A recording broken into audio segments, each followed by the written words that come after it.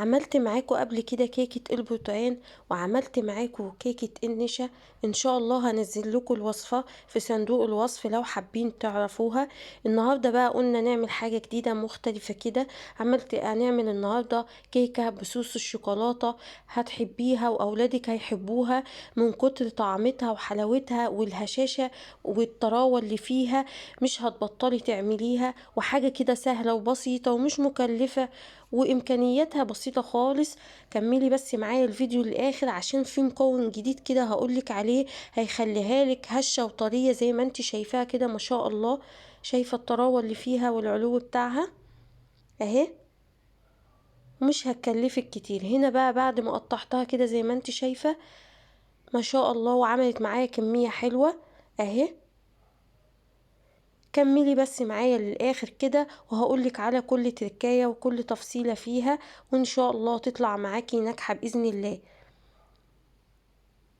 اهي هنا بس كنت حبيت اوريها لك واوريلك كل تفصيلة فيها عشان بجد طرية جدا وجميلة ما شاء الله.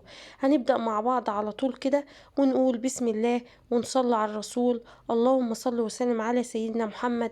ازيكم يا حبايبي، عاملين ايه؟ يا رب تكونوا بخير. ان شاء الله هقول لكم النهارده على مكوناتها بسيطة واقتصادية زي ما انتي هتشوفي دلوقتي معايا كده. حاجات شايفة المكونات مفيش اسهل من كده، والكمية دي براحتك زي ما انت عايزة تزودي بتضاعفي المكونات عادي. اول حاجة هقولك هنا المكونات معايا ايه.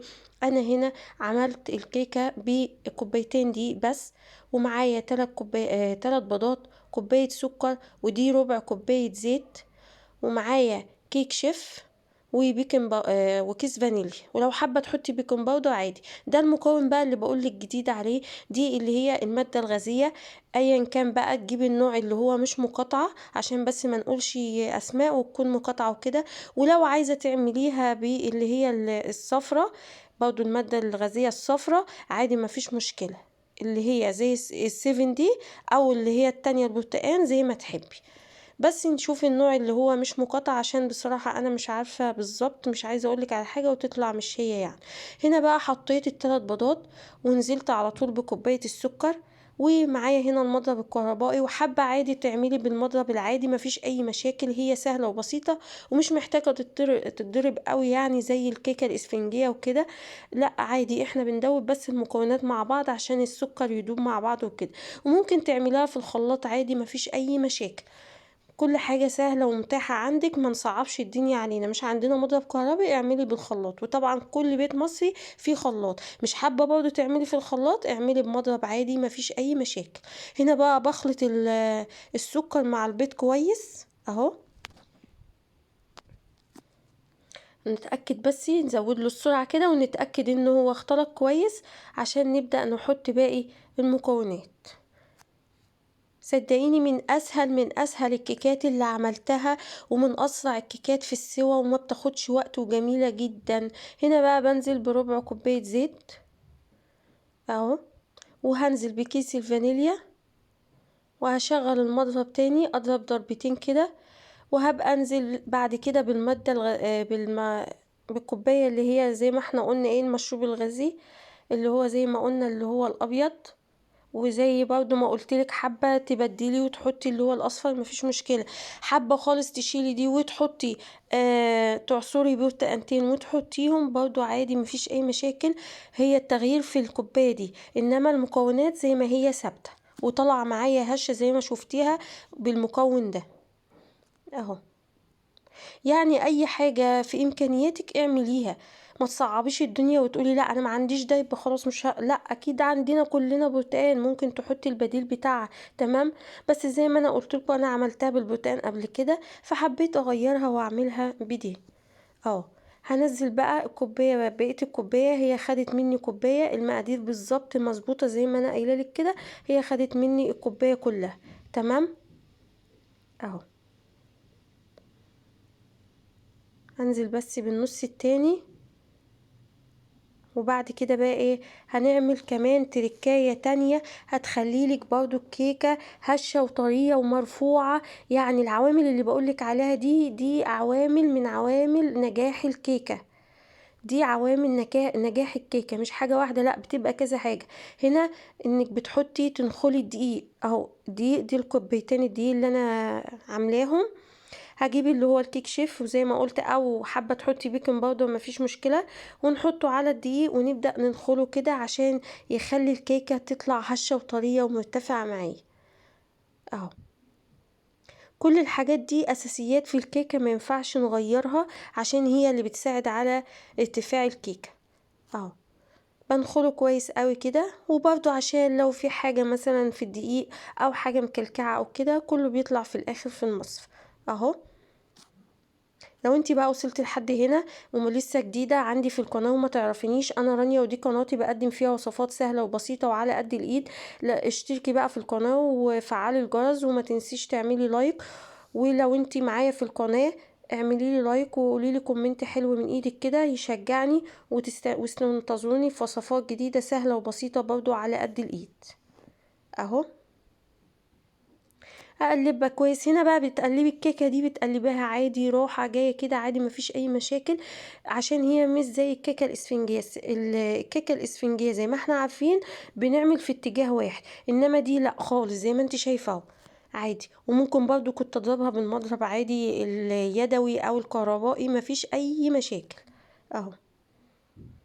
هنا اهوت بعد ما قلبت الخليط كويس وده القوام بتاعها اهو. هنا كانت خلاص انتهت معايا كده مظبوطه من كل حاجه، السكر والبيض وكل حاجه، وحطينا كل حاجه واتاكدنا ان هي اختلط كل المكونات مع بعض. هنا بقى انا اول ما ابتديت، انا نسيت اقول لكم في البدايه ان انا اول ما ابتديت كنت مشغله الفرن طبعا عشان يدفي. هنا بقى انا معايا القالب ده، هو القالب ده شكله كده يا جماعه مش مجرح ولا بتاع، هو لا شكله كده اهو. بحط هنا حوالي نص معلقه زيت او كام نقطه زيت كده، وبفرشه كده وبوزعها عشان بحيث الكيكه ما تلزقش مني في القالب لما تستوي واجي اقلبها ما تلزقش مني. تمام. افضي بقى الكميه كلها اهو، وزي ما انا قلت لكم في الاول انا مشغله الفرن اهو.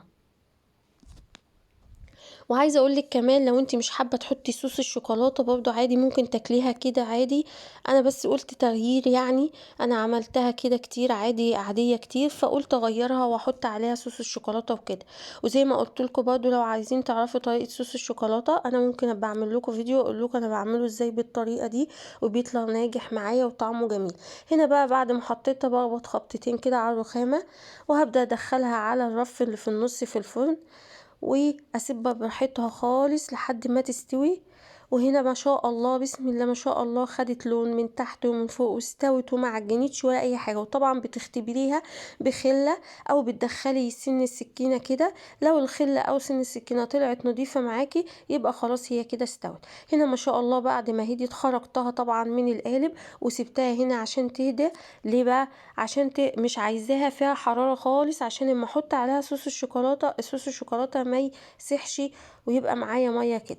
ادي هو صوص الشوكولاته ما شاء الله زي ما انا قلت لك انا عاملاه، هو سهل وبسيط خالص. بيبقى عباره عن معلقتين كاكاو، وبتحطي حبه لبن وشويه سكر وحبه زيت، وتضربي كله في الخلاط. ولو عايزاه تقيل بتقليه ازاي، ان انت بتزودي الزيت شويه وبتضربي في الخلاط بيطلع معاكي الصوص اللي انت شايفاه ده. وان شاء الله هبقى اعملهولك عملي في فيديو تاني. هنا بقى بعد ما خلاص هديت واتاكدت ان هي بارده خالص ومفيش اي حاجه، بنزل بصوص الشوكولاته زي ما انا قلتلك. لو حابه ما تحطيش صوص الشوكولاته وتاكليها كده، هنا برضو بسم الله ما شاء الله كانت جميله مش محتاجه حاجه يعني. تمام اهو. تعمليها بقى لو عندك عيد ميلاد عندك مناسبة بتبقى معاكي والكمية حلوة مش وحشة يعني، وقطعت معايا كويس. عايزة تعملي تاني ممكن تضاعفي الكمية، بدل كوبايتين يبقى 4 وتضاعفي المكونات تاني اهو.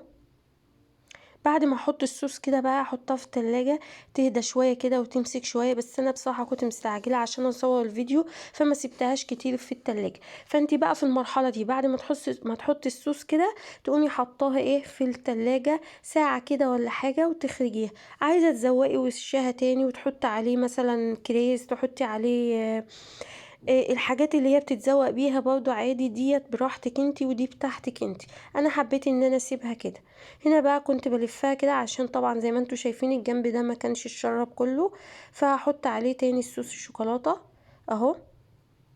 وبعد ما تهدى خالص ببدأ اقطعها بقى، والتقطيعة دي برضو زي ما انت عايزة. وعلى فكرة لو انت برضو ما عندكيش القالب اللي انا حطيت فيه ده، وعندك صينية مدورة مربعة مستطيلة زي ما تحبي، المهم تجيبي على الصينية تبقى على قد الكمية بالظبط.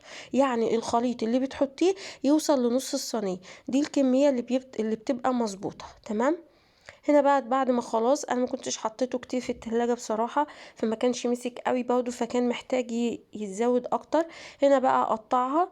طبعا زي ما انا قلت لك التقطيعه دي بتاعتك، بس انا حبيت اقطعها لاني عندي اطفال ومش هيعرفوا طبعا يمسكوها او ياكلوها كده، فحبيت ان انا اقطعها سهله عليهم يعني. اهو شايفه ما شاء الله، عشان برضو نخلنا الدقيق، وعشان حطينا المكونات اللي احنا قلنا بتساعد على رفع الكيكة. فكل حاجة زي ما انت شايفاها ما شاء الله قدامك اهي، الشوكولاتة من فوق ومن جوه عاملة ازاي. وعايزة اقولك طرية لأبعد ما تتصوري اهو. ما تنسيش بقى لو عجبتك الطريقة، ما تنسيش تقولي رأيك في الكومنتات، وتعملي لي لايك كده من ايدك الجميل. وانتظرين ان شاء الله في فيديو جديد ووصفة جديدة برضو على قد الايد واقتصادية ومش مكلفة معاكي، واولادك هيحبوها. اهي يا جماعة شايفة الطراوة اللي فيها اهي.